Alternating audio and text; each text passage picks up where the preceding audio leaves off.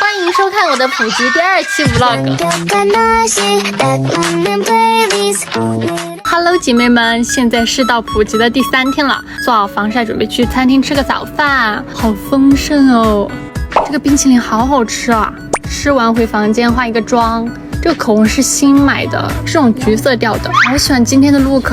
我发现旅行真的会变漂亮。今天的比基尼是叠穿的，好看吗，姐妹们？我还配了一个蓝色的小花花，准备去按摩了。听说是普吉岛按摩界的天花板，真的很难预约，所以在成都就提前订好了。每次打车出门等车的这段时间，我都会去海边吹吹风、散散步什么的。早上的巴东海滩感觉人还挺少的。车到啦，这家店还挺远的，在普吉镇上。到喽！进来会先让我们挑选套餐和喜欢的精油磨砂膏，还会让你在图上的小人上圈出你想要加强力度按摩的部位，或者是不需要按摩的地方。总之就是很有仪式感。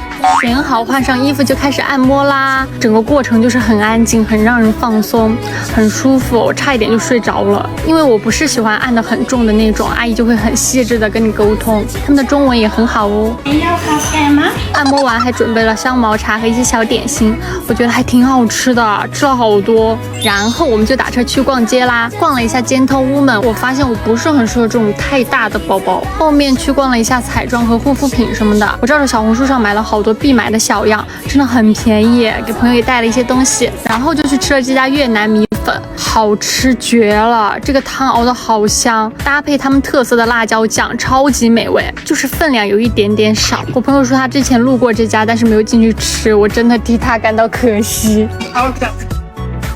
吃完饭我就去买了这家哈根达斯，这里真的还蛮便宜的，就是这家店的态度真的不是很友好，他跟我说话全程不抬头的，很不耐烦。回去的时候太阳落山了，好美啊！然后我又去711买了喝的，还有面膜。回酒店我就 DIY 了一杯饮料，是葡萄味的，还加了一点点 QQ 糖。好好喝！夜游公主又要出门了，这套泳衣就是我在国内根本不会穿的类型，真的好性感。晚上游泳真的好舒服，我觉得我每次被水包围的时候都会有一种幸福感。在水里摆脱重力的时候，感觉现实生活中的压力也被卸下来了，而且感觉这几天睡眠也变得更好了。然后回房间洗完澡，用了今天买的这个番茄美白面膜，用完感觉脸真的嫩嫩的。又起床了，姐妹们，这是来普吉的第4天了。今天的 look 是这样的，我搭了一个粉色的小包包，是不是很可爱？早饭我吃了这个妈妈面，感觉一大早这种酸酸辣辣的口味还挺重口的。四川人嘛是这样的。吃完回酒店化了一个妆，坐着突突车又去镇上了。我又去找了一家按摩店，一看这个价格被贴上就知道要被宰了。这家体验不是很舒服，按的也有点疼，不是很推荐。按摩完我又打了个车去悬崖餐厅看落日。我感觉天气好的话，我能在这儿坐一下午，但是今天真的太热了，而且人也蛮多的，不过还是很值得去的。这里视野很开阔，等到下午4、5点的时候，再看到这个海面波光粼粼的，超级美，光线也很好。我忍不住在这里拍了好多照片。晚上回去就在酒店附近的这家路边摊吃的晚饭，这个菠萝饭的分量真的很良心了，味道也非常不错。